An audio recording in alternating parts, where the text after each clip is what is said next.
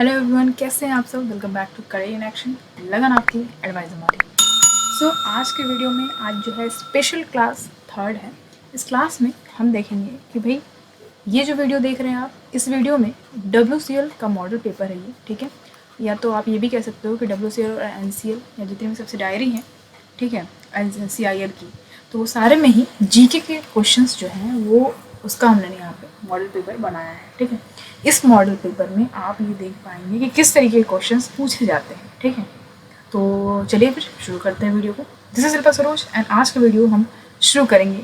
चलिए फिर बिना देरी करते हुए बढ़ते हैं। वीडियो स्टार्ट करने से पहले आपको ये बता दूं कि ये आप जो देख रहे हैं ये एनसीएल का जो माइनिंग सदा का प्रीवियस ईयर का क्वेश्चन पेपर सॉल्व किया था। तो उसमें दो क्वेश्चन थे जिनका जो आंसर की था वो एनसीएल के थ्रू मैंने बताया था। तो वो मिस्टेक है वहाँ पे, उसको मैं यहाँ पे बताना चाहूँगी कि उसको करेक्ट करके कि देखिए आप सबसे पहला क्वेश्चन देख रहे हैं कि which of the flowing state having highest water fall in India, ठीक है। 4 ऑप्शन दिए हुए हैं, तो मैंने कर्नाटक बताया था, तो उसका राइट आंसर हो जाएगा आपका मेघालय, ठीक है। ठीक है, तो इसका राइट आंसर जो है वो मेघालय हो जाएगा। मेघालय के मौसिनराम एक टाउन है ईस्ट खासी हिल डिस्ट्रिक्ट में मेघालय के, तो वहीं पे सबसे ज़्यादा रेनफॉल होता है, ना कि कर्नाटक में, ठीक है। तो इसको सही कर लीजिएगा आप। और बढ़ते हैं नेक्स्ट क्वेश्चन के। क्वेश्चन 21 है कि which of the following is largest gold producing country in the world, ठीक है। तो 4 ऑप्शन दिया है, चाइना, USA, ऑस्ट्रेलिया और रशिया। तो इसमें मैंने रशिया बताया था, तो रशिया नहीं होगा, ऑप्शन आपका ए राइट होगा, चाइना। सो पूरे वर्ल्ड में सबसे लार्जेस्ट गोल्ड प्रोड्यूसिंग कंट्री पूरे वर्ल्ड में कौन है? चाइना, ठीक है। ठीक है, तो इसको करेक्ट कर लीजिएगा। देखिए जो भी आंसर के दिया हुआ था आंसर के थ्रू वही मैंने आपको बताया था, बट वो गलत है, उसको हम लोग सही करना ज़रूरी है, ठीक है। तो ये राइट आंसर हो जाएगा। अब चलिए शुरू करते हैं वीडियो को। देखिए कुछ इस तरीके से होगा आपका पेपर, ठीक है। तो जो आपका मार्क्स है वो 50 मार्क्स के होंगे। 2 घंटे का पेपर होता है, ठीक है। और टाइमिंग जो भी होगा आपका, और इसमें आपका निगेटिव मार्किंग नहीं है, हर क्वेश्चन के लिए 1 नंबर मिलेगा आपको, ठीक है। और ब्लू ब्लैक पेन आप यूज़ कर सकते हो, ये हिसाब है। तो चलिए फिर बढ़ते हैं अपने क्वेश्चन नंबर 1 पे। ओके, देखिए क्वेश्चन नंबर 1 ये पूछ रहा है कि what are the Gurjars caste in Rajasthan fighting for. देखिए जो गुज्जर कास्ट होते हैं, ठीक है, राजस्थान में गुज्जर कास्ट है। तो यहाँ पर क्वेश्चन ये पूछ रहा है कि वो किस लिए फाइट कर रहे थे, जब उस समय जब कर रहे होंगे तब की बात है, ये पूछा गया है। देखिए ये पेपर, ये जो मॉडल पेपर है ये मतलब 2007-8 का बना हुआ है, ठीक है। तो उस हिसाब से यहाँ पे आपको दिखाया गया है। तो अब हम प्रेजेंट सिनेरियो को लेके चलेंगे, लेकिन कुछ चीज़ें हैं जो कि आप जान लीजिए। तो यहाँ पे ये बोल रहा है कि for SC status, for OBC status, for ST status, या फिर कोई भी नहीं, ठीक है।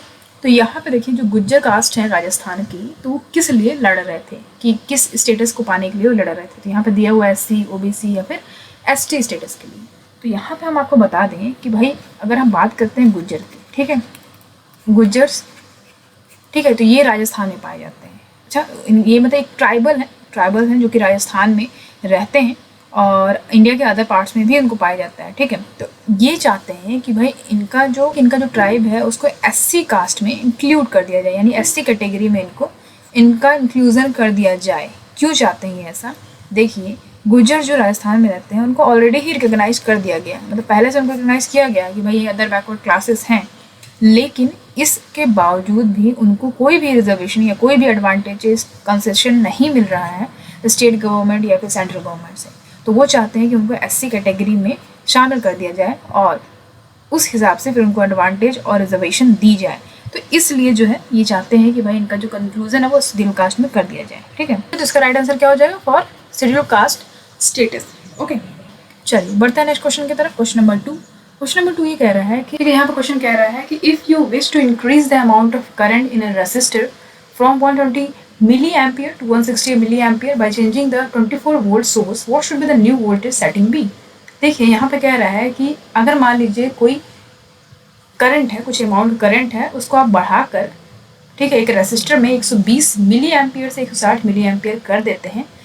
और उसको कैसे करते हैं? ऐसे नहीं कर देंगे, चेंज करोगे ना वोल्ट, उसका चेंज करोगे, चेंजिंग द वोल्टेज, ठीक है, 24 वोल्टेज सोर्स आप चेंज कर देते हो, तो जो न्यू वोल्टेज सेटिंग है वो कितना होगा, तब जाके 120 मिली एम्पियर से 160 मिली एम्पियर हो जाएगा, ये कह रहा है, ठीक है। तो यहाँ पे आपको समझने के लिए, इस क्वेश्चन को समझने के लिए आपको ये भी पता होना चाहिए कि ओम्स लॉ क्या कहता है। अब हम बात करेंगे ओम्स लॉ, पहले इसको भी समझ लीजिए, उसके बाद ही आप ये क्वेश्चन सॉल्व कर पाओगे, ठीक है। चलिए ओम्स लॉ देख लेते हैं क्या है। जैसे मान लीजिए कोई भी रेजिस्टेंस है, वहाँ पे आपको करंट फ्लो करना है, ठीक है, तो आपको वहाँ पे वोल्टेज की ज़रूरत होगी, ठीक है, तभी तो करंट फ्लो करेगा, ठीक है। तो make a current flow through a resistance there must be a voltage across the resistance, okay. अब बात करते हैं कि तो मतलब क्या है। देखिए ओम्स लॉ का सीधा साधा मतलब ये है कि वो एक रिलेशनशिप बताता है थ्री क्वांटिटीज़ में। कैसे? वोल्टेज, करंट और रेसिस्टेंस, इन तीनों के बीच में रिलेशनशिप बताता है आपका ओम्स लॉ, ओके। अब यहाँ पे क्या है, देखिए इसका फॉर्मूला है ओम्स लॉ का। क्या फॉर्मूला है कि voltage equal to current into resistance, ठीक है, ये फॉर्मूला है इसका। अब इसी फॉर्मूला पे आपका ये क्वेश्चन बनता है। इस फॉर्मूला को हम कैसे करते हैं, देखिए V तो ठीक है, वोल्टेज हो गया, C यानी करंट, करंट को हम किससे डिनोट करते हैं, I से, ठीक है, और R को किससे डिनोट करते हैं, R से, ठीक है। V तो आपका V ही हो गया, तो फॉर्मूला हमारा क्या बन गया, V equal to I R, ठीक है, ये फॉर्मूला बन जाता है। अगर मान लीजिए हमें करंट निकालना है तो हम क्या करेंगे, V बाई आर हो जाएगा, ठीक है, ये हो गया। और अगर हमें रेसिस्टेंस निकालना है तो V बाई आई हो जाएगा, ठीक है। इस तरीके से होता है, चाहे तो आप इसको नोट कर सकते हो, ठीक है। अब हम ये क्वेश्चन सॉल्व करते हैं। देखिए यहाँ पे आपका क्या दिया हुआ है, ये देखिए आपका दिया हुआ है करंट, ठीक है, यानी I1 हम मान सकते हैं 120 मिली एम्पियर दिया हुआ है। उसके बाद आपका I2 ये भी दिया हुआ है 160 मिली एम्पियर दिया हुआ है, ठीक है। आपको I पता चल गया, ठीक है। अब हम बात करेंगे वोल्टेज की। तो वोल्टेज आपको पता है, जी हाँ, वोल्टेज हमें पता है 24 वोल्ट देता है एक जगह। तो V1 हम मान लेंगे क्या, 24 वोल्ट, ठीक है। और V2 हमें नहीं पता है, यहाँ पे क्या बोल रहे हैं, न्यू वोल्टेज कितना होगा यही पूछ रहा है, तो V2 हमें पता नहीं है, ठीक है।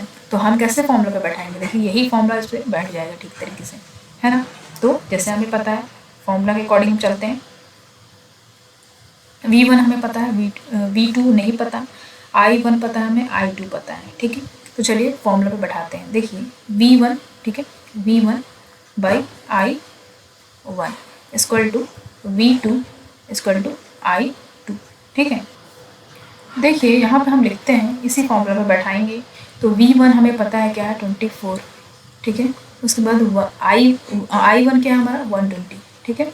उसके बाद हम देखेंगे कि V2 हमें नहीं पता है, और नीचे क्या है I2 क्या है 160, ठीक है। तो हम ये इसको सॉल्व करेंगे। देखिए यहाँ पे आपको क्या करना है, आप जब क्रॉस मल्टीप्लाई करोगे, V2 इधर आ गया, आप 24 इंटू 160 करते हैं, उसके बाद बाई 120 होगा, ठीक है, 0 0 कट गया, 12 2 या 24 होता है, तो यहाँ पर 2 आ गया, 216 से कितना होगा, 32 होगा, ठीक है। 32 वोल्ट आपका आंसर आ जाता है। तो राइट आंसर क्या हो जाएगा, 32 वोल्ट, ठीक है। आई होप आपको समझ में आया होगा। बढ़ते हैं नेक्स्ट क्वेश्चन की तरफ। नेक्स्ट क्वेश्चन क्या है, नेक्स्ट क्वेश्चन है what is the expansion of UNICEF. देखिए यूनिसेफ का फुल फॉर्म पूछ रहा है कि यूनिसेफ का फुल फॉर्म क्या होगा, ठीक है। तो इसका जो फुल फॉर्म है वो होता है United nation international children emergency fund, ठीक है। तो पहला वाला जो है आपका राइट आंसर हो जाएगा। याद रखिएगा चिल्ड्रन इमरजेंसी फंड है इसका full form, United nation international children emergency fund. बढ़ते हैं नेक्स्ट क्वेश्चन की तरफ। नेक्स्ट क्वेश्चन है क्वेश्चन नंबर 4। क्वेश्चन नंबर 4 है बार्क इज सिचुएटेड एट, ठीक है। बार्क की बात करें तो इसका फुल फॉर्म क्या होता है, देखिए भाभा एटॉमिक रिसर्च सेंटर, ठीक है। भाभा एटॉमिक रिसर्च सेंटर की बात करें तो ये कहाँ पे सिचुएटेड है ये पूछ रहा है। तो याद रखिएगा भाभा एटॉमिक रिसर्च सेंटर की जब भी बात आए तो याद रखिएगा ट्रॉम्बे, ठीक है। ट्रॉम्बे कहाँ पे है, मुंबई में, ठीक है, याद रखिएगा। तो भाभा एटॉमिक रिसर्च सेंटर याद रखना आपको, ये कहाँ पे है, इसका ये कहाँ पे सिचुएटेड है, ट्रॉम्बे मुंबई, ओके। इसका हेडक्वार्टर वहीं मुंबई ट्रॉम्बे में। अच्छा, तो इसको पहले बोलते थे एटॉमिक एनर्जी स्टैब्लिशमेंट, ओके। अभी चेंज हो गया, भाभा एटॉमिक रिसर्च सेंटर हो गया है। अच्छा, अब हम बात करते हैं कि स्टैब्लिश कब हुआ था, ठीक है, ये भी देख लीजिए इंपॉर्टेंट है। तो ये कब स्टैब्लिश हुआ था, 1954 में, ठीक है। और किनके द्वारा किया गया था, तो होमी जहांगीर भाभा, ठीक है। तो इनके द्वारा किया गया था, एच.जे. भाभा के द्वारा, तो इनके नाम पे ही रखा गया इसको, ठीक है, भाभा एटॉमिक रिसर्च सेंटर। चलिए इतना जानने की जरूरत थी आपको इसके बारे में। बढ़ते हैं नेक्स्ट क्वेश्चन की तरफ। नेक्स्ट क्वेश्चन है RTI act establish the assent of president of India on. देखिए आरटीआई एक्ट यानी कि राइट टू इन्फॉर्मेशन एक्ट जो है वो प्रेसिडेंट का एसेंट उस पर कब मिला, तब जाके वो क्या हुआ, मतलब लागू कर दिया गया। तो 15 जून 2005, ये डेट बहुत इंपॉर्टेंट है। राइट टू इन्फॉर्मेशन एक्ट बहुत ही इंपॉर्टेंट है, ठीक है। तो इसको जो है प्रेसिडेंट का क्या मिल गया, एसेंट मिल गया, मतलब एक तरीके से अप्रूवल होता है, अप्रूवल मिल गया। तो ये कब हुआ, पास हुआ, तो 15 जून 2005, ठीक है। अगर आपको मान लीजिए आता है एग्जाम में डेट पूछता है, आपको नहीं याद है तो आपको सबसे पहला तो क्या याद करना है कि 2005 में हुआ था ये, ठीक है। अब नेक्स्ट क्या इंपॉर्टेंट है कि भाई 15 जून, ठीक है, 15 जून याद रखना होगा आपको, ठीक है। तो आप ऐसे याद कर सकते हो कि देखिए 15 अगस्त हम सेलिब्रेट करते हैं ना इंडिपेंडेंस डे के तौर पे, तो आप अगस्त याद करके जून याद कर सकते हो। 15 से याद आ जाएगा आपको डेट, ठीक है। तो अगर आप 15 भी याद कर लेते हैं तो आप इसको सही टिक कर सकते हैं। चलिए बढ़ते हैं नेक्स्ट क्वेश्चन की तरफ। नेक्स्ट क्वेश्चन नंबर 6 है, RTI act extend to whole of India except. देखिए आरटीआई एक्ट जो है उसको कहाँ तक मतलब फैला गया, मतलब कहाँ तक उसका लिमिट है। देखिए पूरे इंडिया में इसको लागू किया गया आरटीआई एक्ट, लेकिन किसको छोड़ के, तो जम्मू कश्मीर को छोड़ के, ठीक है। सिक्किम, गोवा, दमन दीव दिया हुआ है, अंडमान निकोबार, तो याद रखिएगा जम्मू कश्मीर को छोड़ के आरटीआई एक्ट सारे पूरे इंडिया में लागू है। अच्छा, नेक्स्ट क्वेश्चन है आपका, PIO under RTI act means what. देखिए ऑप्शन दिया हुआ, public information officer, personal information officer, private investigating officer और पब्लिक इन्वेस्टिगेटिंग ऑफिसर। तो सबसे पहले तो आप ये जान लीजिए कि भाई यहाँ पे पीआईओ पूछ रहा है कि भाई इसका क्या मतलब है आरटीआई एक्ट में, राइट इन्फॉर्मेशन एक्ट में पीआईओ का क्या मतलब है। तो आपको अगर पता होगा पीआईओ तो आप लगा दो, कोई दिक्कत नहीं है। लेकिन आप इतना याद रखिएगा कि इन्वेस्टिगेटिंग तो नहीं होगा, तो दो तो आंसर कैंसिल हो गया, ये होगा ही, ये भी नहीं होगा, ये भी नहीं होगा, बचा क्या, पर्सनल इन्फॉर्मेशन ऑफिसर और पब्लिक इन्फॉर्मेशन ऑफिसर। तो राइट टू इन्फॉर्मेशन याद रखिएगा पब्लिक के लिए होता है, ठीक है। उनके पास इतना राइट होता है कि आप कोई भी चीज़ का जानने की अधिकार है आपको, मतलब राइट टू इन्फॉर्मेशन, मतलब इन्फॉर्मेशन, कोई भी चीज़, कोई भी मुद्दा है आपके बारे में, आपको ये राइट है कि आप उसकी जानकारी आपको होगी, ठीक है। सरकार को देना पड़ेगा इसका जवाब। तो ये कहने का मतलब राइट टू इन्फॉर्मेशन एक्ट में। तो यहाँ पर पब्लिक से रिलेशन है, तो पब्लिक इन्फॉर्मेशन ऑफिसर होता है पीआईओ का मतलब, ठीक है। चलिए बढ़ते हैं नेक्स्ट क्वेश्चन की तरफ। नंबर 8 है, RTI act came into force on. अब देखिए यहाँ पे क्वेश्चन पूछा कि RTI act receive the assent of president. तो प्रेसिडेंट का एसेंट कब मिला, तो 15 जून 2005 को। लेकिन ये फोर्स में कब आया, यानी कब लागू किया गया इसको, तो 12 अक्टूबर 2005। याद रखिएगा। देखिए यहाँ पे बहुत ईजी तरीके से बताते हैं आपको। देखिए तो जब प्रेसिडेंट का एसेंट मिला आरटीआई एक्ट को, ठीक है, आरटीआई एक्ट को जब प्रेसिडेंट का एसेंट मिला तो कब मिला, 15 जून, ठीक है, 2005, ठीक है भैया। अच्छा, तो अब क्या हुआ कि जब बोलता है इसको फोर्स में कब लाया गया, यानी इसको लागू कब किया गया, तो फोर्स में लाया गया कब, 12 अक्टूबर 2005। ये डेट आप याद कर लीजिए, रट लीजिए, मैं तो कहूँगी, कहा कि एग्जाम में आ सकता है, ठीक है। तो 12 अक्टूबर 2005 और 15 जून 2005, ठीक है, याद रखिएगा, इस दिन इसको लागू कर दिया गया था। चलिए बढ़ते हैं नेक्स्ट क्वेश्चन की तरफ। क्वेश्चन नंबर 9 है। क्वेश्चन नंबर 9 ये कहता है कि in a Y Y source load configuration the. देखिए ये एक स्टेटमेंट है, पूरी तरीके से कहा जाए तो उसको जो है आधा अधूरा छोड़ दिया गया यहाँ पे, तो इसको आप रट लो, या तो मैं यही कहूँगी, क्वेश्चन में इंपॉर्टेंट है, ये आ सकता है, ठीक है। तो in a Y Y source load configuration phase, देखिए load configuration, the phase current and the line current are in phase and both are 120 degree out of phase with the load current. तो ये इसका right answer हो जाएगा, ठीक है। चलिए बढ़ते हैं क्वेश्चन की तरफ। क्वेश्चन नंबर 10 है, the part of a bevel protractor which comes in contact with the inclined surface while measuring is the. देखिए यहाँ पे हिंदी में आप समझ लीजिए, अगर आपको इंग्लिश नहीं आ रहा है समझ तो हिंदी में बता देती हूँ मैं। इसका ये कह रहा है कि बेवल प्रोटेक्टर का वह भाग जो मापते समय झुकी हुई सतह के संपर्क में आता है उसे क्या बोलते हैं, ठीक है। तो याद रखिएगा उसको स्टॉक बोलते हैं, स्टॉक इंपॉर्टेंट है, ठीक है, डायल डेस्क ब्लेड नहीं होगा, ठीक है, स्टॉक राइट आंसर हो जाएगा। चलिए बढ़ते हैं नेक्स्ट क्वेश्चन की तरफ। नेक्स्ट क्वेश्चन है नेक्स्ट क्वेश्चन 11 है, the Thevenin equivalent voltage is. यहाँ पे ऑप्शन देखिए 4 दिया हुआ है। ऑप्शन है equal to the source voltage, next है the same as the load voltage, third है द ओपन सर्किट वोल्टेज, और लास्ट है कोई भी नहीं, ठीक है। देखिए इसके बारे में हम आपको बता दें थोड़ा सा, ठीक है, थेवेनिन इक्विवेलेंट वोल्टेज के बारे में बताएं आपको। तो इसका जो फॉर्मूला है वो कुछ इस तरीके से लिखते हैं, ठीक है, याद रहेगा। अब इसकी बात थोड़ा कर लें कि देखिए थेवेनिन इक्विवेलेंट वोल्टेज की बात कर लें तो it is equal to the open circuit voltage, open circuit voltage measure across 2 terminals of load, ठीक है, याद रहेगा, ठीक है। तो 2 टर्मिनल जो होते हैं लोड की उसको मेजर करता है, ठीक है। ओपन सर्किट वोल्टेज है जो कि क्या मेजर करता है, अक्रॉस 2 टर्मिनल ऑफ लोड। ये जो वैल्यू है आइडियल वोल्टेज सोर्स का, इसको यूज किया जाता है थेवेनिन इक्विवेलेंट सर्किट में। अच्छा, तो याद रखिएगा राइट आंसर क्या हो जाएगा, ओपन सर्किट वोल्टेज। चलिए बढ़ते हैं नेक्स्ट क्वेश्चन की तरफ। नेक्स्ट क्वेश्चन है, the degree of angle of a drill suitable for drilling thin plates is what.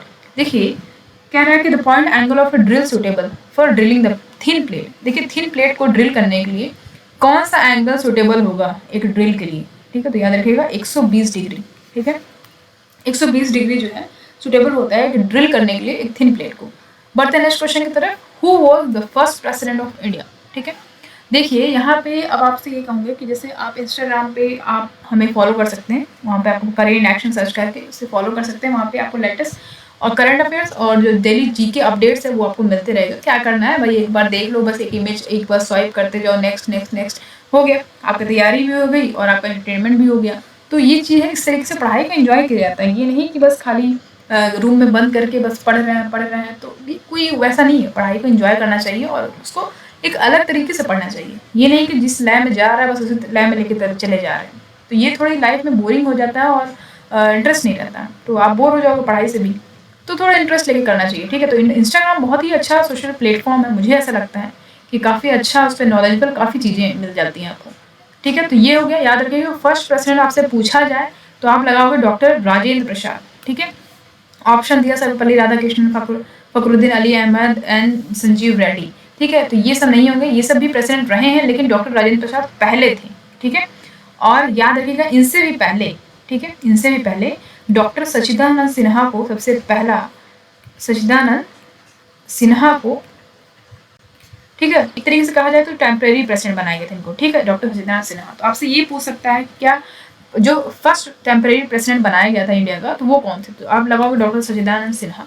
लेकिन कहता है कि अगर first president of India direct पूछता है तो आप तो ऑब्वियसली डॉक्टर राजेंद्र प्रसाद लगाएंगे, ठीक है। आई थिंक 2 दिन के लिए बनाया गया था, उसके बाद जो है डॉक्टर राजेंद्र प्रसाद जी को बना दिया गया first president of India. Okay, चलिए बढ़ते हैं नेक्स्ट क्वेश्चन की तरफ। Question number 40, who won Miss Universe 2007 pageant को किसने जीता? ये क्वेश्चन है। तो मिस रियो मोरी ने जीता था, याद रखिएगा, इंपॉर्टेंट है, ठीक है। बढ़ते हैं नेक्स्ट क्वेश्चन की तरफ। क्वेश्चन नंबर 15, देखिए ये क्वेश्चन तो मैंने आपको बताया हुआ है 50 बार, अगर आपको याद होगा तो आप लगा दोगे, कोई दिक्कत। देखिए यहाँ पे कैसे आप समझोगे, मैंने आपको बताया था ट्रिक कि यहाँ पे कहा गया कि कॉन्स्टिट्यूशन जो हमारा संविधान है भारत का, उसको कब अडॉप्ट किया गया और कब इनैक्ट किया गया, ये कह रहा है यहाँ पे। यहाँ पे ये नहीं कह रहा है कि कब फोर्स में लाया गया, ठीक है। तो यहाँ पे क्या कह रहा है कि अडॉप्ट कर लिया गया, मतलब जो हमारा संविधान बन के तैयार हो गया उसको हम अडॉप्ट कर लिया कि हाँ भैया हमारी ये ड्राफ्ट तैयार है, ठीक है। लेकिन इसको फोर्स में, मतलब इसको लागू कब कर दिया जाता है? तो देखिए यहाँ पे अडॉप्ट किया गया कब? 26 जनवरी 1949, मैंने आपको बताया था 1949, याद रखिएगा 26 जनवरी 1949। लेकिन जब कहते हैं कि फोर्स में कब आया, तब आप क्या लगाओगे? 26 जनवरी 1950, ठीक है। याद रखिएगा, ये बेसिक डिफरेंस आपको बिल्कुल पता होना चाहिए, इसमें गलती मत करिएगा, बता दे रहे हैं आपको। अगर इसमें से किसी ने गलती किया तो बता रहे हैं, मेरा नाक मत कटवाइएगा, ठीक है। बहुत ही अच्छे तरीके से बता रहे हैं आपको, ठीक है। आप इसको बिल्कुल गलत मत करिएगा, ठीक है। अडॉप्ट इनैक्ट की बात करता है कि कब अडॉप्ट किया गया, तो आप लगाओगे 26 जनवरी 1949। लेकिन जब फोर्स में आया तो 26 जनवरी 1950 को फोर्स में आया, तभी हम इसको रिपब्लिक डे के तौर पर मनाते हैं, ठीक है, जिसको हम बोलते हैं गणतंत्र दिवस। चलिए, अब इससे ज़्यादा अच्छे से तो नहीं बताया जा सकता, लेकिन ये बहुत सही तरीके से बताया मैंने। चलिए बढ़ते हैं नेक्स्ट क्वेश्चन की तरफ। क्वेश्चन नंबर 16, नेक्स्ट क्वेश्चन है 42nd constitution amendment act 1976 relate to which aspects of constitutional provision. अब देखिए यहाँ पर दिया हुआ है कि भाई 42nd कॉन्स्टिट्यूशन अमेंडमेंट एक्ट 1976, तो ये जो क्वेश्चन है आपका, ये पॉलिटी का क्वेश्चन है, ठीक है। तो आपको इतना डिटेल बेसिक नहीं पता होगा, तो मैं आपको बता दूँ, थोड़ा इसके बारे में जान लीजिए आप 42nd कॉन्स्टिट्यूशन अमेंडमेंट एक्ट, क्योंकि ये इंपॉर्टेंट है। क्यों इंपॉर्टेंट है भैया? देखिए, जो 42nd कॉन्स्टिट्यूशन अमेंडमेंट एक्ट की बात करें ना, तो इसको बोलते हैं मिनी कॉन्स्टिट्यूशन, ठीक है। ये बहुत ज़्यादा संशोधन किया गया है इस अमेंडमेंट को लाके, ठीक है। जब इंदिरा गांधी जी का समय था तो उस समय ये लाया गया था उन्हीं के द्वारा, तो इसीलिए इसको बोलते हैं मिनी कॉन्स्टिट्यूशन। यानी मिनी मतलब जानते ही आप, कॉन्स्टिट्यूशन, संविधान। तो यहाँ पे कह रहा है कि भाई कौन से कॉन्स्टिट्यूशनल प्रोविजन से ये जुड़ा हुआ है, ये मतलब रिलेट करता है। तो आपको दिया गया है फंडामेंटल राइट्स, डायरेक्टिव प्रिंसिपल्स, दूसरा equality before law, creation of new state, duty and responsibility of state. तो ये तो है नहीं, न्यू स्टेट बनाने का ये भी प्रावधान नहीं, इक्वालिटी बिफोर लॉ ये भी नहीं है, तो बचा के fundamental rights and directive principles. अब थोड़ा इसके बारे में देख लीजिए आप। देखिए, जो हमारा ओरिजिनल कॉन्स्टिट्यूशन है ना, उसमें क्या लिखा हुआ था? देखिए, प्रेमबल में हमें लिखा हुआ है कि India is sovereign democratic Republic, ठीक है। तो जो हमारा ओरिजिनल कॉन्स्टिट्यूशन है उसमें लिखा हुआ था सोवरेन डेमोक्रेटिक और रिपब्लिक, ठीक है। लेकिन लेकिन लेकिन यहाँ पे देखिए क्या इंपॉर्टेंट है कि जब ये 42nd कॉन्स्टिट्यूशन अमेंडमेंट एक्ट आया, इसको लाके इसमें 3 वर्ड और जोड़ दिया गया। क्या क्या? सोवरेन, सोशलिस्ट, ठीक है, सोशलिस्ट, अच्छा सेकुलर, सोवरेन, सोशलिस्ट, सेकुलर, ठीक है, डेमोक्रेटिक तो यहाँ है ही, और यहाँ पे क्या जोड़ा गया? और इंटीग्रिटी, ठीक है। तो यहाँ पे याद रखिएगा कि इसमें 3 वर्ड और जोड़ दिया गया, सोशलिस्ट, सेकुलर और इंटीग्रिटी। ठीक है, तो पहले 3 था, सोवरेन, डेमोक्रेटिक, रिपब्लिक, लेकिन अब क्या हो गया है, तो अब भारत क्या है, sovereign, socialist, secular, democratic, Republic, और उसमें एक वर्ड था यूनिटी ऑफ नेशन, जिसको चेंज करके unity and integrity of nation कर दिया गया है। ठीक है, तो यहाँ पे याद रखिएगा फंडामेंटल राइट्स यानी मौलिक अधिकार और डायरेक्टिव प्रिंसिपल ऑफ स्टेट्स जो है इसमें इस कॉन्स्टिट्यूशनल प्रोविजन की बात करता है। ठीक है, चलिए बढ़ते हैं next. Article 24 of the constitution prohibit employment of children in factories etcetera below the age of. यहाँ पे देखिए कह रहा है कि ये सब जो है संविधान का आर्टिकल्स दिया हुआ है। ठीक है, संविधान में आर्टिकल्स होते हैं और आपका शेड्यूल होते हैं, पार्ट्स होते हैं। ठीक है, तो इस तरीके से होते हैं, तो उसमें आर्टिकल हैं, यानी 395 प्लस आर्टिकल्स हैं आपकी कॉन्स्टिट्यूशन में। तो उसी आर्टिकल में 24 आर्टिकल की बात कर रहा है कि ये क्या बोलता है, ये बोलता है कि prohibit employment of children in factories, मतलब जो भी बच्चे उनको एम्प्लॉयमेंट करने से रोकता है फैक्ट्रीज में। ठीक है, तो बिलो द एज ऑफ कितने कम साल के बच्चों को, तो याद रखिएगा 14 ईयर्स। तो याद रखिएगा 14 ईयर्स के कम साल के बच्चों को इसमें फैक्ट्रीज में काम करने से इसको रोका जाता है। ये इसमें प्रावधान दिया गया आर्टिकल 24 में। ठीक है, इसको थोड़ा सा रफ कर देते हैं। ठीक है, तो ये आपको समझ में है। याद रखिएगा 14 साल के कम से बच्चों को फैक्ट्री में काम करने की परमिशन नहीं है। ठीक है, ये हमारे संविधान में मेंशन है। कोई करता है उसको उल्लंघन होगा तो उसको सजा होगी। बढ़ते हैं क्वेश्चन नंबर 18 की तरफ। क्वेश्चन नंबर 18 कहता है कि if two current are in the same direction at any instant of time in a given branch of circuit the net current is at instant. तो यहाँ कह रहा है कि जैसे मान लीजिए दो करंट हैं, दो करंट सेम डायरेक्शन में जाते हैं एट ए गिवन टाइम, तो इन ए गिवन ब्रांच ऑफ सर्किट, कोई गिवन जो सर्किट दिया हुआ है उस सर्किट में जाते हैं सेम डायरेक्शन में, तो उनका जो नेट करंट पूछ रहा है, नेट जो करंट है, ठीक है, तो वो क्या होगा। तो याद रखिएगा जब दोनों सेम डायरेक्शन में जाते हैं करंट, तो उनका जो नेट करंट होगा वो सम अप कर दिया जाएगा। तो is the sum of two current. ठीक है, ये राइट आंसर हो जाएगा। चलिए बढ़ते हैं नेक्स्ट क्वेश्चन की तरफ। Which article gives special status to the state of Jammu Kashmir in the constitution. तो ये उस समय का क्वेश्चन है। ठीक है, तो इसमें 370 स्पेशल स्टेटस प्रोवाइड करता है जम्मू एंड कश्मीर को, जिसको सरकार ने इसको क्या कर दिया गया, इसको एबॉलिश कर दिया। ठीक, एबॉलिश कर दिया। 370 जम्मू कश्मीर के लिए स्पेशल स्टेटस था, उसको एबॉलिश कर दिया, खत्म कर दिया गया है। ठीक है, देखिए यहाँ पे याद रखिएगा कि जो पार्लियामेंट है उसने क्या किया, जो स्पेशल स्टेटस दिया गया था, ठीक है, जम्मू कश्मीर को अंदर आर्टिकल 370 के अंदर, जैसे मैंने बताया आपको, इसके अंदर स्पेशल स्टेटस दिया गया था। ठीक है, इसको क्या कर दिया गया, एब्रोगेट कर दिया, मतलब खत्म कर दिया गया। बिल पास किया था, उसमें क्या किया है इन्होंने कि जम्मू कश्मीर को, ठीक है, दो भागों में इसको क्या कर दिया गया, बांट दिया गया। एक लद्दाख कर दिया गया और एक जम्मू एंड कश्मीर कर दिया गया। ठीक है, याद रहेगा। तो जम्मू कश्मीर को तोड़ के क्या कर दिया इन्होंने, लद्दाख बना दिया और एक बना दिया जम्मू एंड कश्मीर। ठीक, तो कब किया गया था, 2019 में इसको खत्म कर दिया गया था। ठीक है, चलिए बढ़ते हैं नेक्स्ट क्वेश्चन की तरफ। नेक्स्ट क्वेश्चन क्या है, the following is considered as a symbol of justice. ठीक है, तो सिंबल ऑफ जस्टिस इसमें से कौन सा होगा, क्या इसको मतलब सिंबल ऑफ जस्टिस किसे कहते हैं। देखिए यहाँ पे लिखा है spring balance, beam balance, hydraulic balance, pneumatic balance. ठीक है, तो याद रखिएगा बीम बैलेंस की बात करें, बीम बैलेंस इसको बोलते हैं सिंबल ऑफ जस्टिस। ठीक है, ठीक है, तो बीम बैलेंस का मतलब आप ये समझिए कि देखिए इसको बोलते हैं गॉडेस ऑफ लॉ। ठीक है, आपने कोर्ट में देखा होगा कि एक महिला खड़ी होती है, उनके हाथ में तराजू होता है। ठीक है, तो वो क्या सिंबलाइज करता है। ठीक है, यहाँ पे लिखा होगा कि हर जो लॉयर होगा उसको जज करना होगा और पूरे एंटायर सिस्टम को हेल्प करना होगा और उसको समझाना होगा कि सही तरीके से काम करे। ठीक है, और किसी के साथ जास्ती ना हो और सबको बराबर मतलब न्याय मिले। ठीक है, तो ये है the symbol of justice, being balance. ठीक है, चलिए बढ़ते हैं नेक्स्ट क्वेश्चन की तरफ। क्वेश्चन नंबर 21 है। देखिए यहाँ पे क्वेश्चन कह रहा है कि a certain transformer has a turn ratio of 1 and 0.85 coefficient of coupling when 2 volt AC is applied to the primary, the secondary voltage is। ठीक है, तो यहाँ पे देखिए, यहाँ पे सर्टेन ट्रांसफार्मर जो रेशियो है वो 1 है और कितना है 0.85। ठीक है, कोएफिशिएंट ऑफ कपलिंग है, लेकिन कह रहा है कि जब 2 वोल्ट AC अप्लाइड किया जाएगा प्राइमरी एंड सेकेंडरी वोल्टेज पे, तो उसका रेशियो कितना हो जाएगा, तो 1.7 हो जाएगा। ठीक है, चलिए बढ़ते हैं नेक्स्ट क्वेश्चन की तरफ। इसका राइट आंसर 1 हो गया, ए हो गया। ठीक है, 1.7 वोल्ट। बढ़ते हैं नेक्स्ट क्वेश्चन की तरफ। When did the workmen compensation act come into force. यहाँ पे याद रखिएगा आपसे क्वेश्चन काफ़ी पूछ रहा है, मतलब लेबर्स एक्ट से पूछ रहा है, ठीक है, फैक्ट्री एक्ट से पूछ रहा है, तो ये सारी चीज़ टेक्निकल में आ जाएंगे आपके सिलेबस में, तो यहाँ पे ये चीज़ आपको पढ़ना है। ठीक है, याद रखिएगा। तो workmen compensation act come into force, कह रहा है वर्क्समैन कंपनसेशन एक्ट कब फोर्स में आया, कब लागू किया गया, ठीक है। तो याद रखिएगा 1 जुलाई 1924, ठीक है। कुछ डेट है उसको आप तो रट लीजिए, हम तो कहेंगे कि रट ही लीजिए बिल्कुल, ठीक है। तो 1924 यानी 1 जुलाई 1924 को ये फोर्स में आया, वर्क्समैन कंपनसेशन एक्ट। बढ़ते हैं नेक्स्ट क्वेश्चन की तरफ। What is the restriction on number of time of medical examination of worker under workmen compensation act in the first month following the accident. देखिए यहाँ पे क्वेश्चन ये कह रहा है कि मान लीजिए किसी के पहले ही मंथ में एक्सीडेंट हो जाता है, तो वर्क्समैन कंपनसेशन एक्ट के तहत कितने बार आप मेडिकल एग्जामिनेशन आप कितनी बार दे सकते हो। तो यहाँ पर रेस्ट्रिक्शन उस पर कितनी बार लगा हुआ, तो याद रखिएगा 2 बार, ठीक है। चलिए बढ़ते हैं नेक्स्ट क्वेश्चन की तरफ। Workmen compensation act 1923 does not liable the employer to pay compensation if the accident is attributed to. यहाँ पर देखिए लिखा हुआ है कि वर्क्समैन कंपनसेशन एक्ट को आप पढ़ ही लीजिएगा बिल्कुल, 1923, ठीक है।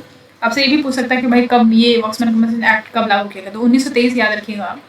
तो ये पूछ रहा है कि भाई इसमें कह रहा है कि वर्कमैन कंपनसेशन एक्ट 1923 जो है, ठीक है, तो वो उन लोगों पे लायबल नहीं है, मतलब उन लोगों के लिए जिम्मेदार नहीं है, उनको कंपनसेशन देने के लायबल नहीं है उन एम्प्लॉयर के लिए जिनका एक्सीडेंट हो जाता है इन फॉलोइंग केस में।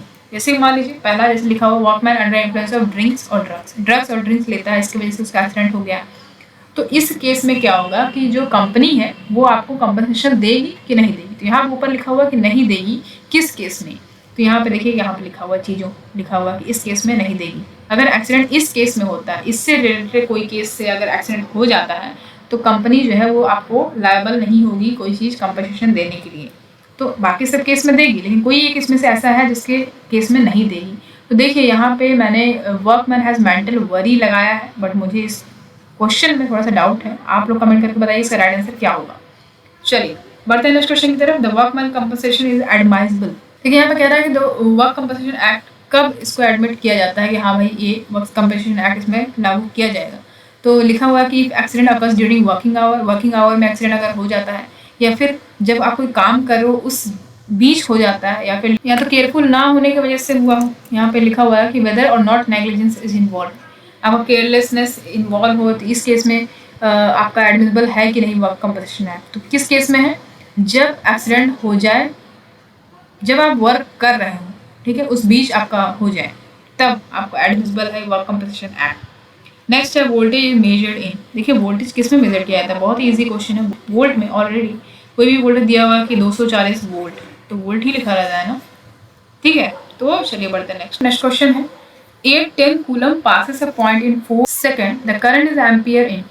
देखिए यहाँ पे लिखा हुआ है कि 810 coulomb passes a point in 4 seconds, the current in ampere is कितना होगा, इसका राइट आंसर क्या हो जाएगा। देखिए कैसे सॉल्व करेंगे। देखिए क्यू आपका दिया हुआ है 8/10, ठीक है। यहाँ पे लिखा 810 coulomb passes a point in 4 seconds, ठीक है। तो टाइम भी दिया हुआ आपको, कितना दिया हुआ है 4 सेकेंड, ठीक है। तो अब आपको पता है कि भाई करंट का फॉर्मूला क्या है, I=Q/T, ठीक है, कोई दिक्कत। अब I= हम क्या लिखेंगे, 8/10 अपना लिख दिया, उसके बाद 4 है। देखिए यहाँ पे आप देख रहे हैं कि आप इसको काट दोगे, 4 2 जा 8 हो जाएगा, तो I= क्या हो गया 2/10 हो गया, ठीक है। तो आपका I क्या आ गया, 2 को डिवाइड कर दिया 10 से, तो आंसर आ जाएगा आपको 0.2 एम्पियर, ठीक है। ये राइट आंसर आपका हो जाएगा। तो राइट आंसर क्या हो 0.2 एम्पियर, ठीक है। चलिए बढ़ते हैं नेक्स्ट क्वेश्चन की तरफ। नेक्स्ट क्वेश्चन है आपका ये 29। With in how many days an appeal shall be made in the high court against an order awarding compensation by commissioner, ठीक है। तो यहाँ पे लिखा हुआ है कि फिर आपको जो है एक ऑर्डर के अगेंस्ट कितने दिन में अपील जो है हाई कोर्ट के द्वारा दिया जाता है, ताकि जो कमिश्नर है वो कंपनसेशन जो प्रोवाइड कर सके, कंपनसेशन दे सके। कितने दिन में जो अपील है वो हाई कोर्ट के द्वारा जारी किया जाता है, तो 60 डेज के अंतर्गत करता है, ठीक है। चलिए बढ़ते हैं नेक्स्ट क्वेश्चन की तरफ। क्वेश्चन नंबर 30 है indicate percentage loss of earning capacity due to partial और permanent disablement for loss thumb. अब यहाँ पे देखिए क्वेश्चन क्या है, यहाँ पे कह रहा है कि जैसे मान लीजिए कोई कंपनी है, कोई इंडस्ट्री है, उसमें loss of earning capacity due to partial और permanent disablement for loss of thumb. देखिए यहाँ पे लिखा हुआ है कि indicate percentage of loss of earning capacity. तो यहाँ पे जो अर्निंग कैपेसिटी है आपका वो कितना % कम कर दिया जाता है अगर आपका जो हाथ है, ठीक है, ये आपका हाथ है, ये आपका अंगूठा है, ठीक। ये अंगूठा अगर आपका आधा कट जाता है, तो आपका अंगूठा अगर आधा कट जाता है तो आपको कितना % का लॉस हो जाएगा, मतलब अर्निंग कैपेसिटी की बात करें तो याद रखिएगा 30%, ठीक है, 30% जो है कम हो जाता है। चलिए नेक्स्ट बढ़ते हैं क्वेश्चन नंबर 31 की तरफ। 31 कहता है कि indicate percentage loss of earning capacity due to absolute deafness. अगर आप पूरी तरीके से मतलब डीफ हो गए, मतलब आप बहरे हो गए, आप सुन नहीं पा रहे हैं, तो आपको 100% जो है अर्निंग का लॉस हो जाता है। लॉस कैपेसिटी कितनी हो जाएगी? 100%। चलिए बढ़ते हैं नेक्स्ट क्वेश्चन की तरफ। 32 है, ozone layer in the atmosphere protects from. तो बहुत ही ईजी क्वेश्चन है, इसको तो पता होना चाहिए आपको। तो याद रखिएगा ओजोन लेयर जो है ये हमारा पृथ्वी है, ठीक है, अर्थ है, और ये यहाँ पे सन है, ठीक है, सन है, सन।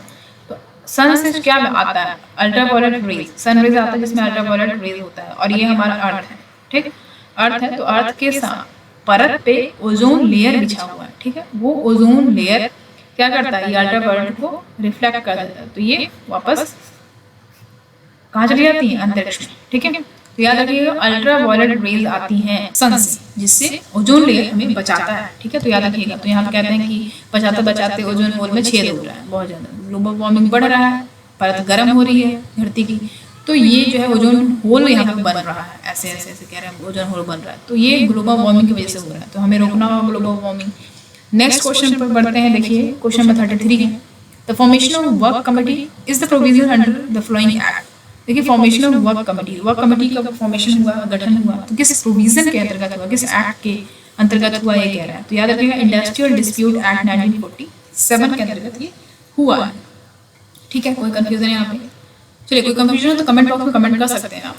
देखिए following legal establishment decide the legality and justifiability of a strike. जैसे मान लीजिए कोई स्ट्राइक है, ठीक है, उसका लीगैलिटी और जस्टिफिएबिलिटी जो है किसके द्वारा? लीगल एस्टैब्लिशमेंट के द्वारा डिसाइड किया जाएगा। तो याद रखिएगा हाई कोर्ट के द्वारा, ठीक है, ना ही सेशन कोर्ट, ना ही सेंट्रल एडमिनिस्ट्रेटिव ट्राइब्यूनल, ना ही इंडस्ट्रियल ट्रिब्यूनल। कुछ लोग इंडस्ट्रियल ट्रिब्यूनल लगा देंगे तो गलत हो जाएगा, हाई कोर्ट याद रखिएगा। बढ़ते हैं नेक्स्ट क्वेश्चन की तरफ। What is the object of payment of wages act. देखिए पेमेंट ऑफ वेजेस एक्ट का ऑब्जेक्ट क्या होता है, यानी ऑब्जेक्टिव क्या होता है?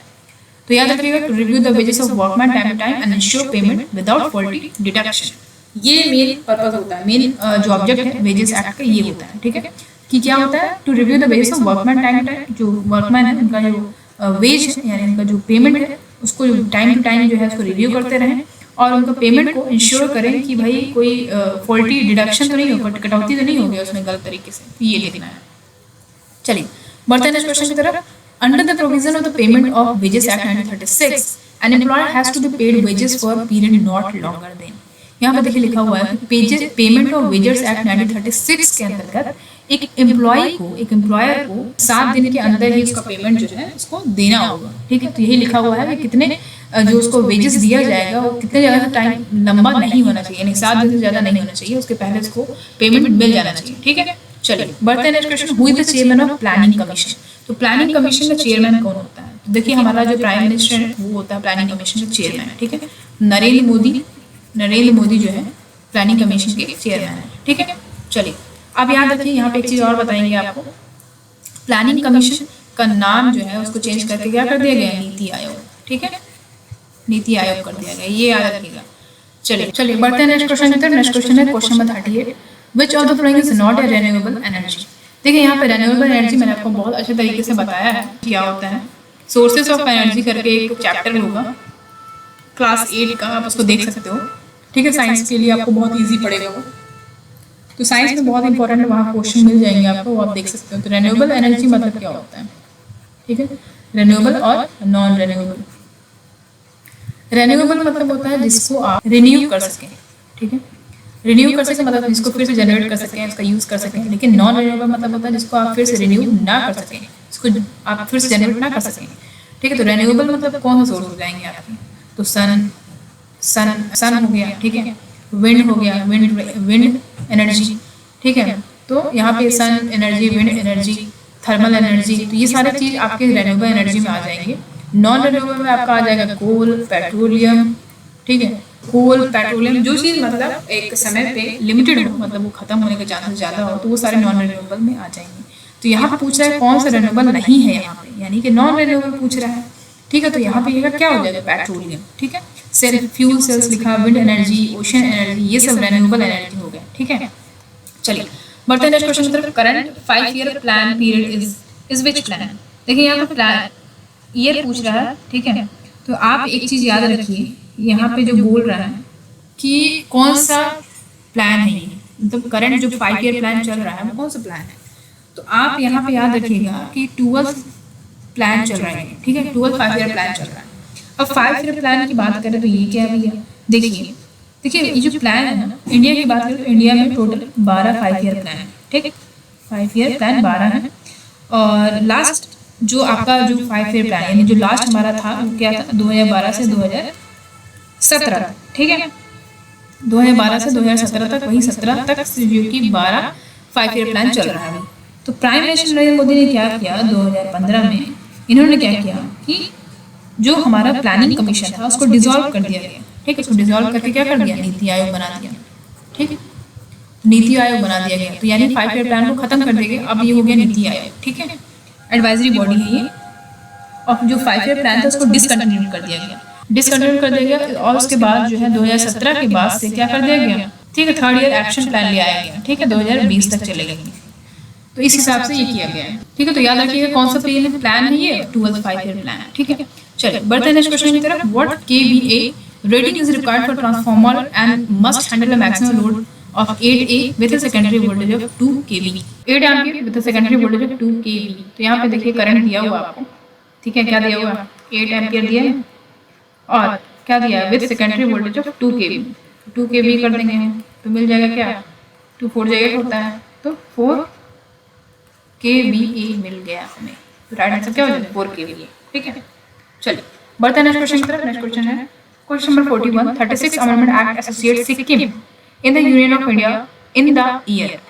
देखिए 36 अमेंडमेंट एक्ट एसोसिएट सिक्किम को क्या बनाया गया, एक एसोसिएट स्टेट बना दिया गया, ठीक है, इंडिया का, ठीक है। तो ये जो एक्ट लाके 1975 में सिक्किम को एक इंटीग्रल पार्ट बना दिया गया इंडिया के यूनियन का, ठीक है। तो कब बनाया गया था, 26 अप्रैल, ठीक है, डेट भी पढ़ लीजिए एक बार। 26 अप्रैल को 1975 में सिक्किम को एक एसोसिएट स्टेट बना दिया गया और मतलब एक पार्लियामेंट को 36 अमेंडमेंट एक्ट लाके इंडिया सिक्किम को इंटीग्रल पार्ट बना दिया गया इंडियन यूनियन का। चलिए नेक्स्ट क्वेश्चन है आपका 42, state can notify to suspend the provision of factory act 1948 except section 67 during public emergency at a time for a period not exceeding, ये लिखा हुआ है। देखिए यहाँ पर कह रहा है कि स्टेट फैक्ट्री एक्ट 1948 के प्रावधान को निलंबित करने के लिए अधिसूचित कर सकता है सार्वजनिक आपातकाल के दौरान। सेक्शन 67 को एक समय में अधिकतम अवधि के लिए स्वीकार कर सकता है। तो कितने अवधि के लिए स्वीकार कर सकता है, ये क्वेश्चन करेक्ट आंसर हो जाएगा 3 मंथ। 3 मंथ से ज्यादा जो है एक्टिव नहीं कर सकते, ठीक है। चलिए बढ़ते हैं नेक्स्ट क्वेश्चन की तरफ। What is the restriction of working hour in factory under factory act. Factory act के अंतर्गत जो फैक्ट्री का वर्किंग आवर होता है उसका रेस्ट्रिक्शन क्या है, 51 आवर तक जो है वर्किंग आवर को बढ़ाया जा सकता है, वहां तक रेस्ट्रिक्ट किया गया है, ठीक है, फैक्ट्री एक्ट के अंतर्गत। चलिए बढ़ते हैं नेक्स्ट क्वेश्चन की तरफ। What is the maximum working hour per day with the provision of weekly restriction. तो मैक्सिमम वर्किंग आवर क्या हो सकता है वीकली रेस्ट्रिक्शन के अंतर्गत, तो 9 घंटा हो सकता है, याद रखिए, ठीक है। चलिए बढ़ते हैं नेक्स्ट क्वेश्चन की तरफ। क्वेश्चन 45 है, an accident requiring sending of notice to appropriate authority should essentially prevent from working for a period of. जैसे मान लीजिए एक्सीडेंट हो गया है तो वहां पे कह रहा है कि एक नोटिस भेज जाएगा एप्रोप्रिएट अथॉरिटी को कि वो मतलब वर्किंग पीरियड जो है उसको कितना कर सकते हैं। तो 48 आवर्स जो है उसका वर्किंग आवर को प्रिवेंट करना होगा, मतलब 48 आवर्स तक ही आप काम कर सकते हो अगर कोई एक्सीडेंट वाला सीन हो गया है तो। नेक्स्ट की बात करेंगे who is the present chief justice of India. देखिए ये उस समय में दिया हुआ है, वो तो होगा नहीं। Present chief justice of India कौन है ये बता दें आपको, तो NB रामाना, ठीक है। NB रामाना जो है प्रेजेंट चीफ जस्टिस है और ये कौन से नंबर के हैं, तो 48 नंबर के ये, तो 48 नंबर के ये चीफ जस्टिस है इंडिया के। और अगर आपसे पूछा जाए कि फर्स्ट चीफ जस्टिस कौन है, ठीक है, पहले चीफ जस्टिस कौन थे, तो पहले चीफ जस्टिस आपके कौन हो गए, HJ कानिया, ठीक है। और ईयर अगर आपसे पूछ लिया तो 1950 से 51 के बीच में थे, ठीक है, HJ कानिया। तो NB रामाना 48 नंबर के हैं। तो यहाँ पे एक चीज क्या इंपॉर्टेंट है कि 47 और 46 भी आपको पता होना चाहिए। तो NB रामाना तो ये 48 हो गए और 47 कौन थे, ऐसे बोबड़े, ठीक है, ऐसे बोबड़े। और ये नीचे 46 नंबर में कौन थे, रंजन गोगोई, ठीक है, रंजन गोगोई, ठीक है, 46 नंबर के थे ये। तो ये आपको पता होना चाहिए, बहुत बेसिक सी चीजें हैं। नेक्स्ट है, चलिए नेक्स्ट क्वेश्चन देख लेते हैं। Whom the executive power of union of India vested upon. देखिए जो कह रहा है कि एग्जीक्यूटिव पावर जो होता है यूनियन इंडिया का, यूनियन का जो एग्जीक्यूटिव पावर होता है वो किसके अंदर निहित होता है, तो याद रखिएगा प्रेसिडेंट ऑफ इंडिया, ठीक है। प्रेसिडेंट ऑफ इंडिया के अंतर्गत ये निहित होता है इसका पावर, एग्जीक्यूटिव पावर। बढ़ते हैं नेक्स्ट क्वेश्चन की तरफ। Who is the present solicitor general of India? Present solicitor general कौन है इंडिया का? तो याद रखिएगा तुषार मेहता, ठीक है, ये है प्रेजेंट सॉलिसिटर जनरल, ठीक है, तुषार मेहता, याद रखिएगा। चलिए बढ़ते हैं नेक्स्ट क्वेश्चन की तरफ। What is SEZ? ये क्या है? बहुत इंपॉर्टेंट है ये SEZ। इसको बोलते हैं स्पेशल इको फ्रेंडली जोन नहीं है ये, स्टैंडर्ड इको जिप नहीं है, एजुकेशनल जोन कुछ नहीं है, स्पेशल इकोनॉमिक जोन है ये। अब ये है क्या भैया? तो इसके बारे में देख लीजिए। देखिए स्पेशल इकोनॉमिक जोन की बात करें तो वो एक ऐसा ज्योग्राफिकल एरिया है जिसमें जिसमें जिसमें जिसमें बिजनेस, ठीक है, बिजनेस और ट्रेड के कानून होते हैं, ठीक है, जो कि डिफरेंट होते हैं पूरे कंट्री से, पूरे कंट्री के कंपैरिजन में जिनका बिजनेस और ट्रेड लॉ जो होते हैं वो बहुत ही डिफरेंट होते हैं, ठीक है। और ये ऐसा एरिया है जो कि इंसेंटिव्स को जो भी इंसेंटिव्स होते हैं उसको ऑफर करते हैं। किसको ऑफर करते हैं? रेसिडेंट बिजनेस को, ठीक है, जो भी रेसिडेंट हैं बिजनेस के उनको जो ये ऑफर करते हैं, ठीक है। तो 8 फंक्शनल SEZ 8 फंक्शनल SEZ पूरे इंडिया में हैं, ठीक है। तो जैसे कि मान लीजिए नोएडा हो गया, कोचीन हो गया, आज़ादी का महोत्सव हो गया, तो ये सारी चीज़ जो है SEZ है, ठीक है। तो ये क्या क्या ऑफर करते हैं ये भी देख लेते हैं। तो देखिए competitive infrastructure, duty free export, tax incentive, other measures design to make it easier to conduct businesses. So ये सारी चीजें इनका काम होता है, ठीक है।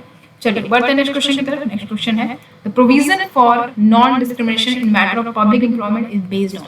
देखिए यहाँ पे लिखा है कि नॉन डिस्क्रिमिनेशन यहाँ पे मतलब है, डिस्क्रिमिनेशन मतलब भेदभाव होता है। तो यहाँ पे कह रहा है कि भेदभाव ना हो, इसका प्रोविजन दिया गया है पब्लिक एम्प्लॉयमेंट के कंसर्न में अगर भेदभाव ना हो तो ये किस पे बेस्ड होगा, मतलब जैसे किस चीज पे बेस्ड होगा कि इसमें हाँ चलो ठीक है भेदभाव नहीं होगा। तो कुछ चीजें होंगी ना, कुछ बेस होता है, जैसे मान लीजिए रिलीजन के आधार पे, रेस के आधार पे, कास्ट के आधार पे, सेक्स के आधार पर, डिसेंट के आधार पे। तो ये याद रखिएगा, religion, race, caste, sex, descent, place of birth, resident और एनी ऑफ देम। देखिए यहाँ पे प्रावधान हमारे संविधान में दिया गया है, क्या है प्रोविजन ये दिया गया है कि भैया state shall not discriminate in the matter of public employment on the basis of religion, race, caste, sex, descent, place of birth, resident और any of them, ठीक है। तो मतलब यहाँ पे भेदभाव नहीं करना है, ये बताया गया है, प्रोविजन में दिया गया, वरना क्या होगा, सजा होगी। तो ये देखिए कुल मिलाकर आपको 50 क्वेश्चंस यहाँ पे कवर किया है मैंने, आप इसको देख सकते हो। पेपर कुछ मतलब इतना भी ईजी नहीं था, पेपर का जो लेवल था वो मॉडरेट कह सकते हैं, ठीक है, मॉडरेट था, मतलब मॉडरेट के अपर था, ठीक है। तो ये कुछ इस हिसाब से पेपर होता है। आई होप आपको समझ में आया होगा। तो चलिए फिर इसी तरीके से हम और वीडियोस लाते रहेंगे। फिलहाल के लिए इतना ही, मिलते हैं अगले वीडियो में, अगले क्लास में, क्लास 4 में मिलेंगे। तो चलिए फिर आज के लिए इतना ही, मिलते हैं अगले वीडियो में, तब तक के लिए ध्यान रखिए। Thank you so much for watching.